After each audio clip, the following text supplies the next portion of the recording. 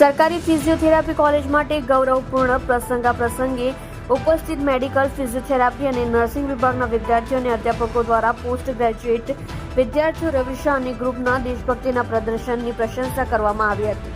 Physiotherapy faculty doctor Hiral Jariwala અને મુખ્ય મહેમાન છાયાળુ ટ્રસ્ટના ટ્રસ્ટી ડોક્ટર વિકાસ દેસાઈ મેડમના હસ્તે તેમના ઉત્કૃષ્ટ પ્રદર્શન બદલ સ્ટાર પરફોર્મન્સ એવોર્ડ અને પ્રમાણપત્ર એનાયત કરવામાં આવ્યા હતા. બ્યુરો રિપોર્ટ માહિશા સુરત.